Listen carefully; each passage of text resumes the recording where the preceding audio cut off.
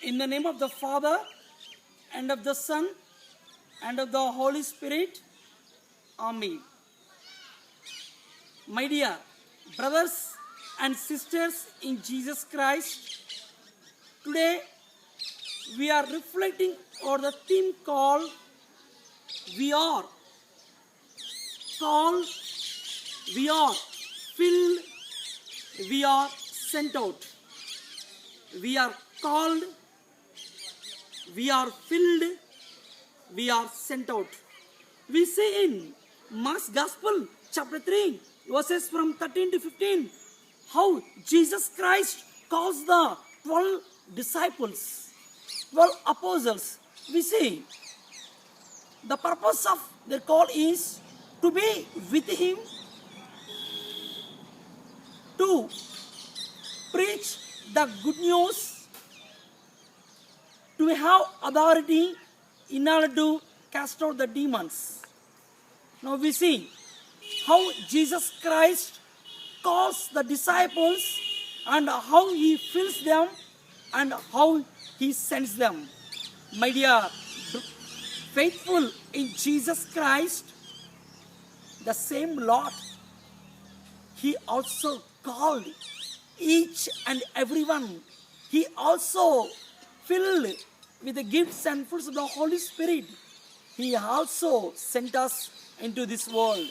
By the virtue of baptism, you and I are called specially by God. You and I are filled with the gifts and fruits of the Holy Spirit.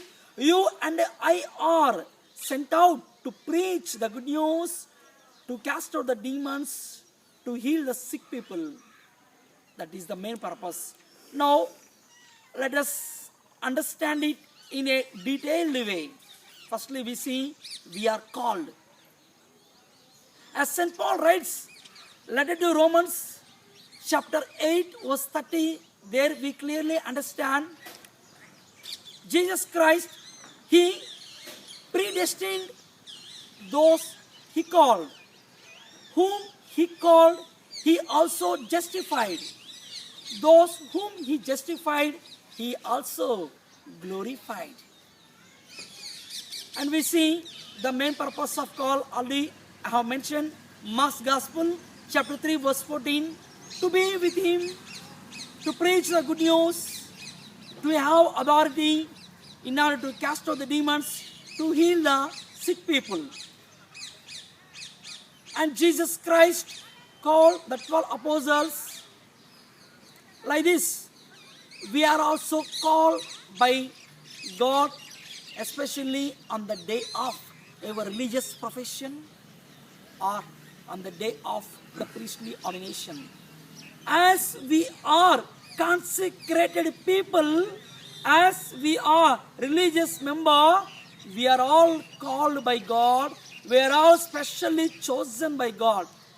We see in Matthew's Gospel, chapter 22, verse 14. Many are called, but few are chosen. And you and I are, many are called by God, but only few are chosen in order to show Him, in order to be with Him, in order to preach the good news, in order to cast out the demons. That's why, my dear faithful in Jesus Christ, we need to make our call something holy in this world. Because this call cannot be given to all the people who are living in this world. This call has got something significance, something uniqueness. That's why we see God calls some people directly and God calls some people indirectly. God calls some people directly. We see the biblical persons, Abraham and Moses. God calls some people indirectly. We see the biblical persons, Samuel, especially in the form and the presence of, by the medium of Eli the priest. And we see Saul was anointed by Samuel. And the one who is called by God, he cannot escape his call from the God. And one who is called by God has a special significance. one who is called by God has a special purpose. And one who is called by God has to face the hardships. One who is called by God has to face the tribulations.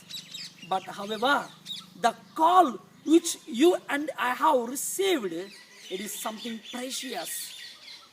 We are all great in the eyes of God. That's why, my dear faithful in Jesus Christ, let us go back to our call. Maybe you are a religious person, you are a religious sister, you are a consecrated person. Just to go back to your call. How God has called you. Maybe 35 years of religious life. You may be 30 years of religious life. You may be 50 years of religious life. You may be 10 years of religious life. But you and I are called to make our call something precious. You and I are called to make our call something holy in order to reach out to the people. And we see, secondly, we are filled. We need to fill our hearts with the gifts and fruits of the Holy Spirit. We see, as St. Paul writes, letter to Galatians chapter 5, verses from 22 to 24. And we also see Isaiah chapter 11, verses from 1 to 2. We need to fill our hearts with the gifts and fruits of the Holy Spirit. When we have these gifts and fruits of the Holy Spirit, we are going to live a vibrant life. We are going to live an example life to the people wherever we are sent out. In order to fill our hearts, we must be always holy. That's why, as we see in 1 Peter chapter 1, verses from 15 to 16, be holy as I am holy. Matthew's Gospel chapter 5, verse 48, be perfect as your heavenly Father is perfect. That's why, my dear faithful in Jesus Christ, my dear religious people in Jesus Christ, we always need to imbue our hearts with the precious gifts that which Jesus Christ wants to give to each and everyone. See, my dear faithful, the call you and I have received, we need to fill with the most precious things. And thirdly, we see, we are sent out. We are sent out. We see in Matthew's Gospel, chapter 28, verse 20, Mark's Gospel, chapter 16, verse 15. Jesus Christ commanded the 12 apostles, Jesus Christ commanded the disciples to go into the whole world to preach the good news. And you and I have a special charism. You and I have a special purpose in order to preach the good news, in order to proclaim the good news to the nook and corner of the whole world. We need to reach out to the people through our evangelization. We need to reach out to the people through our presence. We need to reach out to the people, our way of life. Being as a disciple of God, being as a religious person, we must always walk in the footsteps of Jesus Christ. We must be always gripped with the personality of Jesus Christ. When we walk in the footsteps of Jesus Christ, when we are gripped with the personality of Jesus Christ, surely we are going to live a holy life. We are going to preach the good news wherever Jesus Christ wants to send each and everyone. That's why, my dear faithful in Jesus Christ, let us remember one thing. We need to sanitize our hearts. We need to sanitize our minds with the holy anointing of the Spirit, which you and I have received on the ordination day, on the religious profession day. We need to sanitize our hearts. We need to sanitize our minds with the holy anointing of the Spirit and with the most precious blood of Jesus Christ.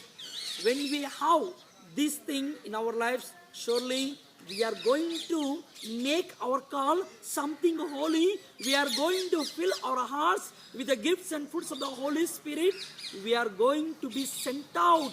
We are going to be dispatched with the precious gift which you and I have received from the day of my religious profession. Therefore, my dear faithful in Jesus Christ, let us always walk in the footsteps of our Lord. Let us always be gripped with the personality of Jesus Christ in the way of following the disciple, in the way of living a holy life, in the way of making our call something vibrant and dynamic in this world. May God bless all of us. Amen.